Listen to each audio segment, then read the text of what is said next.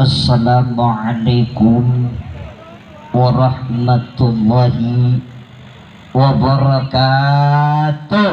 Waalaikumsalam warahmatullahi wabarakatuh. Daun salam dibikin opak, dimakannya anget-anget. Jawab salamnya kurang kompak plus kurang semangat. Yuk kita ulang sekali lagi biar semangat. Assalamualaikum warahmatullahi wabarakatuh. Cakep. Alhamdulillahilladzi an'amana bi ni'matil iman wal islam. Wassalatu wassalamu ala khairil anam. Asyhadu an la ilaha illallahul malikul qudusus salam wa asyhadu anna muhammadan afdhalur rasul wa akmalul imam. Allahumma fasholli wa sallim ala sayyidina Muhammadin wa ala alihi wa sahbihi wa man tabi'ahum bi ihsani ila yaumiddin. Amma ba'd. Yang sama-sama kami hormati, wabil khusus para bapak dewan juri yang terhormat, para alimin ulama, para guru, para asatidz, wabil khusus para aparatur pemerintah, para dari dinas pariwisata dan kebudayaan yang Al-Fakir mohon maaf pada kesempatan kali ini tidak dapat Al-Fakir sebutkan namanya satu persatu, namun insya Allah tidak mengurangi rasa hormat, ta'zim, mahabbah Al-Fakir kepada beliau-beliau sekalian. Puja dan puji syukur kehadirat Allah Subhanahu wa Ta'ala atas berbagai macam nikmatnya yang kita nikmati, yang terkadang kita lupa untuk bersyukur. Salawat teriring salam kepada Nabi Muhammad, Rasul pilihan yang setiap membimbing umatnya hingga hari kemudian. Syahdan dalam hikayat diceritakan pada zaman dahulu ada saudagar kaya yang hidup di tanah Slengseng. Dia punya nama Mandor Hasan. Ini orang kaya. Orang kaya. Saking kayanya cuma sakit gigi berobat ke Amerika. Tuh. Luka-luka dikit Singapura. Nggak levelan dokter Indonesia. Saking kayanya. Ini Mandor kayanya kelewatan. Nggak bisa mundur lagi, udah kelewatan. Tapi sayang seribu sayang, di balik kekayaan yang ia miliki, di balik berbagai macam nikmat yang ia punya, dia punya 3 anak yang mungkin tidak mewarisi sifat kebaikan dari beliau. 3 anak ini bisa dikatakan sampah masyarakat. Raman, Rimin, sama Remon. Si Raman pemabuk, kerjaannya nyekek botol, nggak pagi, nggak siang, nggak sore, nggak malam. Temennya topi miring, Jack Daniel, whisky, kenal semua. Tuh, kerjaannya nyekek botol, nggak kenal waktu, botol dicekek apalagi orang. Saban hari kalau nggak nyungsep kepentok, namanya orang mabok, beler aja udah. Nih, si Raman. Si Rimin lain cerita. Si Rimin kerjaannya nggak pagi, nggak siang, nggak sore, malam, banting kartu, beras, jack, berkakbo, judi. Nah, kadang judi bola juga. Nah, pur setengah tuh. Nih kerjaannya judi. Wah, orang kalau udah kecanduan judi, kalau kalah penasaran, kalau menang ketagihan. Bahaya buat kita. Jangan. Kerjaannya judi mulu. Si Remon lain cerita, namanya rada keren karena memang preman. Wah, badan tinggi besar, mata melotot, dadanya bidang kayak kulkas 2 pintu, kumis melintang. Tuh, ini Remon preman. Bisa dikatakan semua orang di pasar siapa yang nggak kenal dia? Wow, Remon punya nama. Tuh. Satu ketika kabar miring sampai ke telinga bapaknya, yaitu Juragan Hasan. Karena memang nih 3 anak kerjaannya ngerongrong, ngabisin harta orang tuanya. Sampai dikatakan dalam hikayat, ibunya meninggal karena nggak kuat ngurusin. Tiap hari dirongrong aja. Tuh. Yang satu yang preman ngebentak mulu. Kalau yang mabuk, kalau tiap ditanya, oke coy, orang mabuk asik aja ya kan. Tuh, nggak ada yang beres. Sampai kabar buruk datang ke telinga bapaknya. Kenapa? Katanya bapaknya disumpahin mati sama anaknya. Ini ketiga anak janjian gimana caranya biar bapaknya mati dapat warisan. Tuh. Sampai suatu ketika bapaknya mikir, gimana biar saya dapat hidayah buat anak saya, bagaimana saya nyampeinnya biar dia pada sadar. Tuh, sampai dia punya ide begini, dikumpulin semua anaknya. Raman, Rimin, Remon, lu datang ke rumah. Oh, yang lagi banting kartu ditinggal kartunya.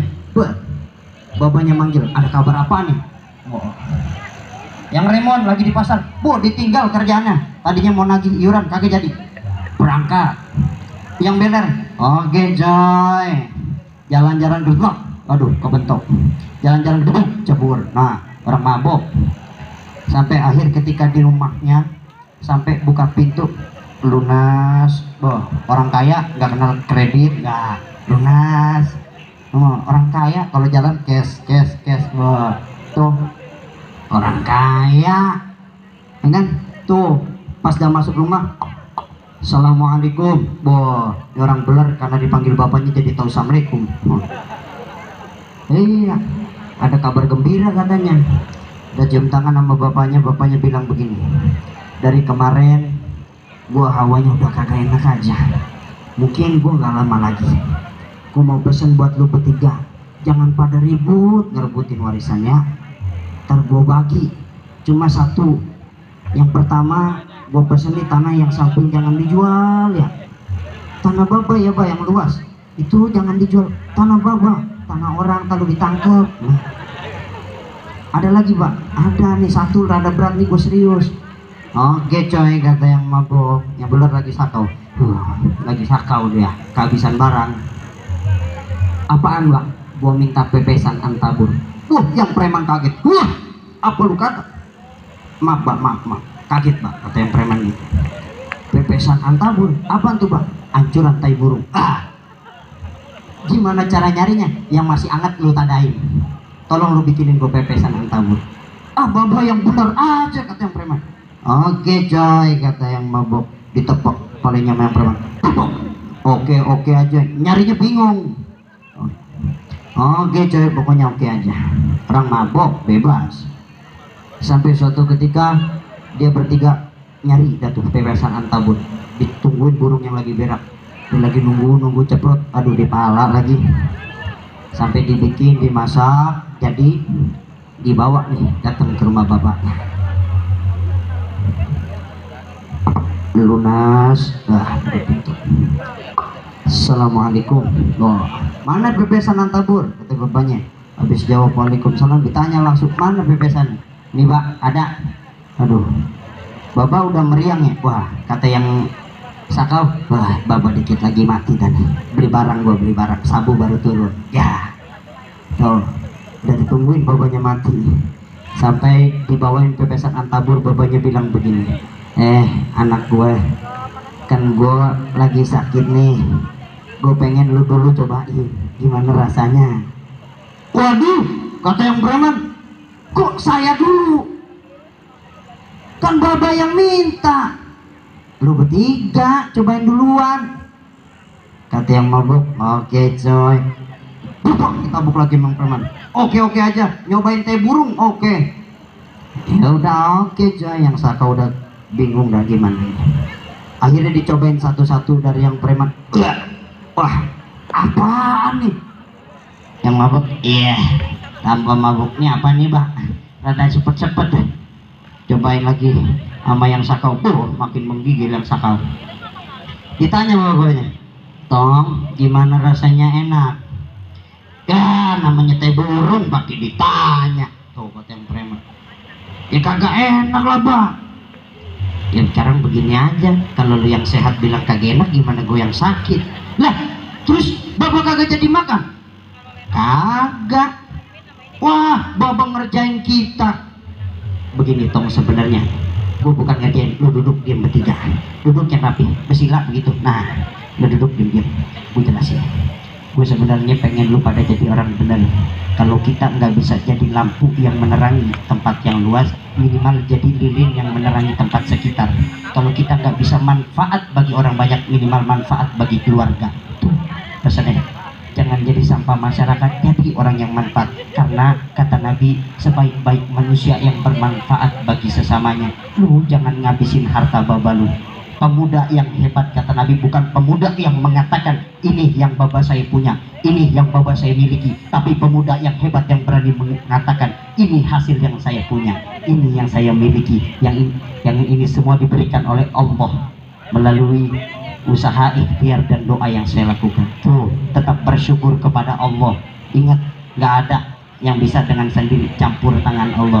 Kata bapaknya setelah nasihatin, gue pengen lu sadar, jangan ngabisin harta gue mulu, karena nggak selamanya harta milik kita sewaktu-waktu Allah ambil.